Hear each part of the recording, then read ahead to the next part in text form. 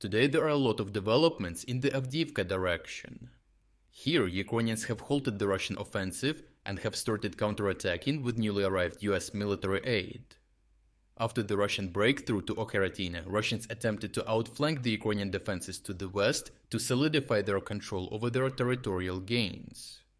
Ukrainians had established multiple lines of defense in front of their main headquarters in the area, the city of Pokrovsk. However, as it quickly turned out, even outflanking these defenses would not allow Russians to accomplish their goals in the west. While heavy fighting for Ocheretyne continued, Russians advanced toward the east into the settlements of Soloviove and Novobakhmutivka. Russians had good reasons to prioritize securing this flank first, to prevent a possible flanking counterattack from the Ukrainian 47th Mechanized Brigade. Geolocated footage shows Bradley infantry fighting vehicles of the 47th Mechanized Brigade working on Russian positions and assault groups in Novobakhmutivka. Ukrainians also conducted constant artillery strikes, FPV kamikaze drone attacks, and grenade drops on Russian infantry and positions in the area. A Ukrainian military blogger stated that while Russians eventually were able to take control over both Soloviove and Novobakhmutivka, the 47th Brigade had significantly slowed the advance of the far more numerous Russian forces in the area. Other Ukrainian military bloggers stated that the focus of Ukrainian forces in the area was to conduct a controlled withdrawal while preserving forces. They noted that Ukrainian commanders were closely monitoring the area with the reconnaissance drones and did not allow their soldiers to become encircled or overrun. Geolocated footage confirms this, as Ukrainians released a multitude of combat footage showcasing evacuations of frontline troops with Bradley infantry fighting vehicles. These Bradleys are more heavily armored than regular transports and are able to provide covering fire while loading the infantry. After withdrawing from critical or dangerous positions, Ukrainian forces unleashed a barrage on Russian forces in Soloviove and Novobakhmutivka. Geolocated footage shows Ukrainian drone operators engaging Russian tanks, APCs, and numerous groups of infantry east of Novobakhmutivka with FPV kamikaze drones. Ukrainians also conducted multiple FPV strikes on Russian armor and infantry in the settlements. Ukrainian drone operators started equipping their drones with heavier explosives to be able to target groups of Russian infantry hiding in the houses. Ukrainians continued these attacks day and night, performing a series of attacks on Russian infantry and armored troop transports with grenade drops and FPV kamikaze drones.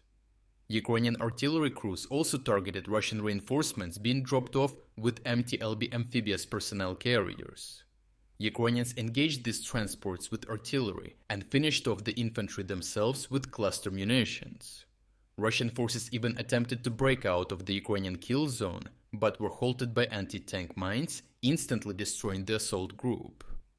A Ukrainian military blogger stated that Russian forces have been unable to break through Ukrainian defenses here, adding that Russian losses in this direction were the highest alongside the Russian salient. As the Russian advance in this direction was completely halted, the Ukrainian 47th Mechanized Brigade slowly started pushing the Russians back. Geolocated footage shows how a Ukrainian Bradley infantry fighting vehicle engaged a Russian T-80 tank with its tow-guided anti-tank missile, destroying the Russian tank on impact. Other geolocated footage shows a Bradley engaging a Russian armored transport vehicle, dropping off new Russian reinforcements. The Bradley's powerful automatic cannon opened fire on the Russian vehicle, destroying it almost instantly. This left the Russian infantry stranded in the tree line, in full view of the Bradley's weapon systems. Interestingly enough, if we look at the paint scheme of the Ukrainian Bradley, we can see that it is equipped with a desert-style camouflage. Western vehicles in Ukraine had previously been equipped with green camouflage, indicating that this Bradley has only just arrived and is part of the recent US aid package sent to Ukraine. Due to the critical shortages in weapon systems and munitions Ukrainians had been suffering from, there was no time to re-equip this Bradley with a new paint scheme, as it was urgently needed on the front line. Overall, Russian forces attempted to overpower Ukrainian defenses by outflanking them from the east, but ended up in a kill zone. The Ukrainian 47th Mechanized Brigade had carefully withdrawn from the area under cover from Bradley infantry fighting vehicles. During their retreat, they had prepared kill zones and anti-tank mines, which proved critical in halting the advance of a far larger Russian force. After severely undermining Russian combat capabilities with drones, mines and artillery in and around the two settlements, Ukrainian forces went on the offensive with newly arrived Western aid. In the future, as Western military aid continues to be delivered, Ukrainians will be capable of further depleting Russian forces and performing more such counterattacks, this time with the correct paint scheme. Lastly, when it comes to the second wave of the massive cyber attack on the reporting from Ukraine channels, I am pleased to tell you that your messages on Twitter helped to draw the attention of YouTube to the problem, and all our deleted channels were finally restored. If you're against the invasion of Ukraine and you want to support the work that I am doing, consider making a purchase in the online store UA Supporter.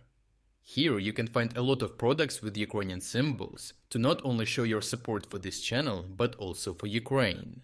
The link to the online store is in the description. Thank you for watching this report, and I will see you in the next one.